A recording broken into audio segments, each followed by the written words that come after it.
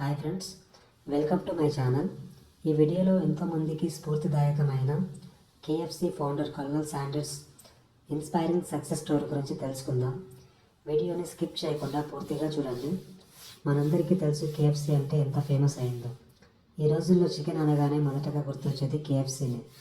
ఎందుకంటే ఈ brand world వైడ్గా అంత పాపులర్ అయింది. ఈ సంస్థ అనేక దేశాల్లో ఇవి చాలా బ్రాంచెస్ ఉన్నాయి. శాండర్స్ ఎన్నో తన లైఫ్లో సవాళ్ళను ఎదుర్కొన్నప్పటికీ తన పట్టుదల మరియు తన సక్సెస్ అందరికీ నిజమైన నిదర్శనం.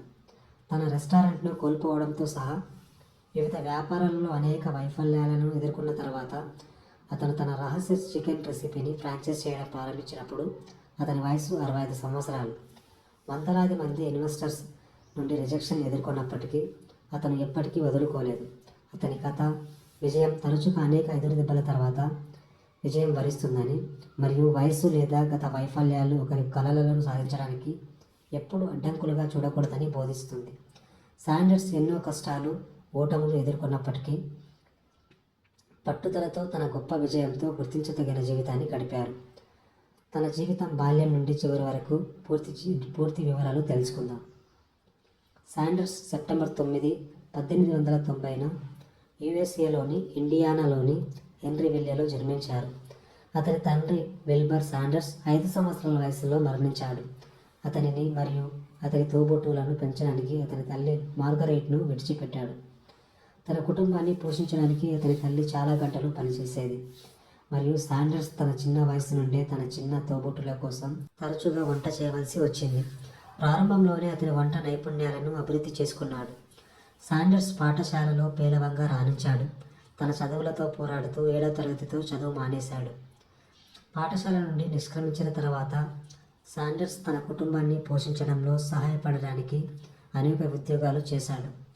అందులో వ్యవసాయదారుడిగా, రైల్రోడ్ ఫైర్ మ్యాన్గా, ఇన్సూరెన్స్ సేల్స్ మ్యాన్గా మరియు స్టీమ్ బోట్ పైలట్గా కూడా పనిచేశారు.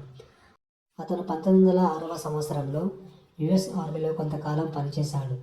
అయితే ఆరోగ్య కారణాల వల్ల కొన్ని నెలల తర్వాత డిశ్చార్జ్ అయ్యాడు. శాండర్స్ 1909లో క్లాడియాను వివాహం చేసుకున్నారు మరియు వారికి 3 పిల్లలు ఉన్నారు. అయితే వారి వివాహం చివరికి విడాకులతో ముగిసింది. అతని జీవితపు తొలి భాగంలో శాండర్స్ రైల్రోడ్ ఫైర్ మ్యాన్గా పనిచేయడంతో పాటు అనేక జాబ్లను ప్రయత్నించాడు, కానీ వాటిలో ఏవీ అతనికి శాశ్వత విజయాన్ని అందించలేదు. అతను 1930 ప్రారంభంలో శాండర్స్ కార్బిన్, కెంటుకీలో సర్వీస్ స్టేషన్ను ప్రారంభించాడు. అతను గ్యాస్ స్టేషన్కు అనుబంధంగా ఉన్న చిన్న డైనింగ్ ఏరియాలో ప్రయాణికులకు ఆహారం అందించాడు. ఇక్కడే అతను తన వేయించిన చికెన్ రెసిపీని పూర్తి చేయడం ప్రారంభించాడు. శాండర్స్ 11 మూలికలు మరియు మసాలా దినుసులను ఉపయోగించి తను వేయించిన చికెన్ రెసిపీని అభివృద్ధి చేశాడు. ఇది వినియోగదారులతో చాలా ప్రసిద్ధి చెందింది మరియు అతను నెమ్మదిగా నమ్మకమైన ఫాలోయింగ్ని పొందాడు. శాండర్స్ వేయించిన చికెన్ చాలా ప్రజాదరణ పొందింది.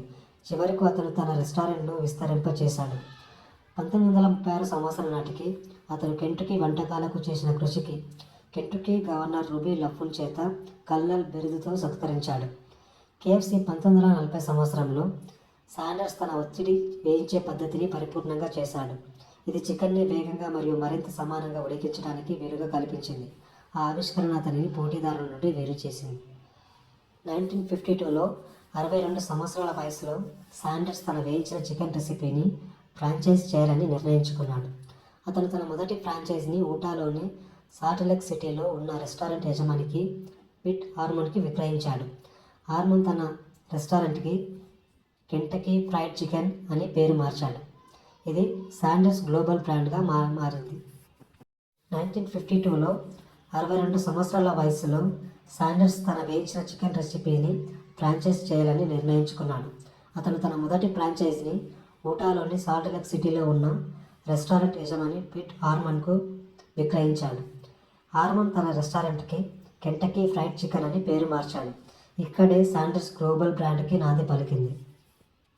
ఫ్రాంచైజింగ్ విజయం సాధించినప్పటికీ శాండర్స్ అనేక పోరాటాలను ఎదుర్కొన్నాడు. అతను సంభావ్య ఫ్రాంచైజీలను సందర్శించే మార్గంలో నిరంతరం ఉండేవాడు. తరచుగా రిజెక్షన్స్ ఎదుర్కొన్నాడు.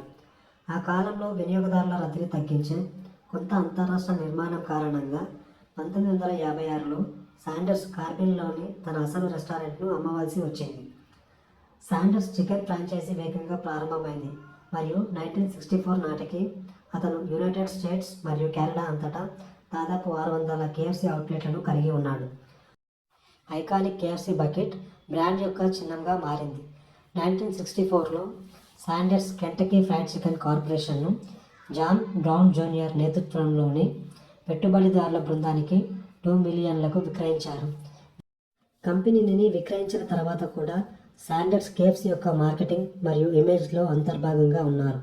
అతని బ్రాండ్ని ప్రచారం చేస్తూ ప్రపంచవ్యాప్తంగా పర్యటించాడు మరియు అతని పోలిక ఐకానిక్గా మారింది. అతని చిత్రం అనేక ప్రకటనలలో ప్రదర్శించబడింది. తర్వాత కొత్త యాజమాన్యం కింద కేఎఫ్సి అభివృద్ధి చెందుతూనే ఉంది మరియు చివరికి అంతర్జాతీయంగా విస్తరించింది.